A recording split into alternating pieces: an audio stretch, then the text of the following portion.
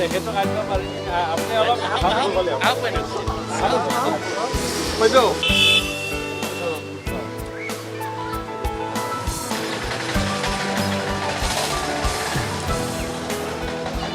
চাপৰি দিয়ক এটা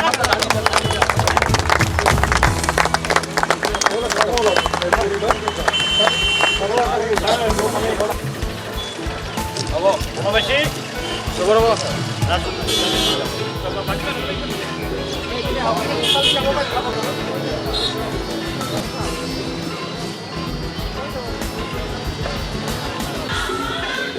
আজি গৌৰৱ সৌধত 5গৰাকী পঞ্চ কাণ্ডাৰীৰ যি প্ৰতিমূৰ্তি বা আবক্ষ মূৰ্তি ইয়াত স্থাপিত হ'ল তাৰ দ্বাৰা অকল নলবৰীয়া ৰাইজৰে নহয় গোটেই অসমবাসীক গৌৰৱবোধ কৰিছে এইকাৰণে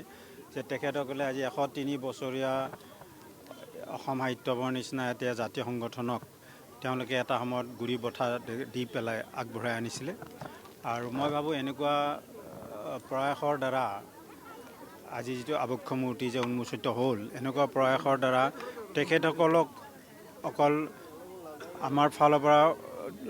কৃতজ্ঞতা প্ৰকাশ কৰাই নহয় তেখেতসকলৰ মূৰ্তি বা তেখেতসকলৰ প্ৰতিচ্ছবিয়ে অসমৰ নতুন প্ৰজন্মক সদায় আগবাঢ়ি যোৱাত সহায় কৰিব আৰু এই কাৰণেই সেইটো উদ্দেশ্য আগত ৰাখি এই যে প্ৰতিমূৰ্তি উন্মোচিত হ'ল মই ভাবোঁ তাৰ দ্বাৰা এটা ডাঙৰ কাম হৈছে আৰু অসম সাহিত্য বা ইয়াৰ লগত জড়িত হৈ অত্যন্ত সুখী বহু সময়ত অভিযোগ উঠে যে অসম সাহিত্য সভাৰ প্ৰাক্তন সভাপতি এই মনীষীসকলক অসম সাহিত্য সভাই যথোচিত সন্মান নিদিয়ে যেনে বিহগী কবি ৰঘুনাথ চৌধুৰীকে আপোনালোকে সোঁৱৰণ নকৰে তেনেকুৱা বহু অভিযোগ আছে কি ক'ব আচলতে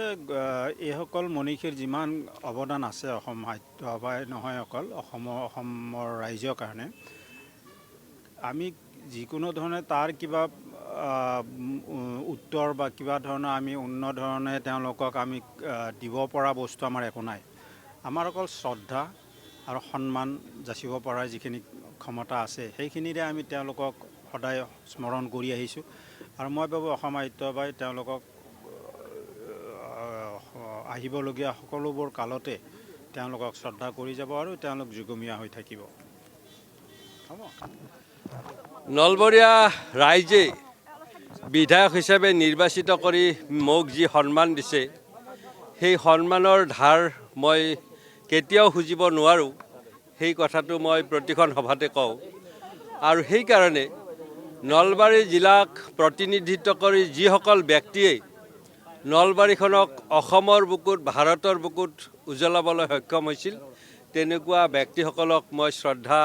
জনোৱাটো মোৰ এটা কৰ্তব্য হিচাপে আজি শতবৰ্ষ গৰকা অসম সাহিত্য সভাৰ নলবাৰী জিলাত জন্মগ্ৰহণ কৰা কাণ্ডাৰী 5গৰাকীৰ ইয়াত প্ৰতিমূৰ্তি স্থাপন কৰা হ'ল আৰু ইয়াৰ বাবে যিখিনি কৰিব পাৰিছোঁ তাৰ সকলো কৃতিত্ব মই নলবাৰীবাসী ৰাইজক অৰ্পণ কৰিছোঁ এগৰাকী বিধায়কৰ ক্ষমতা কিমান দিব পাৰে কিমান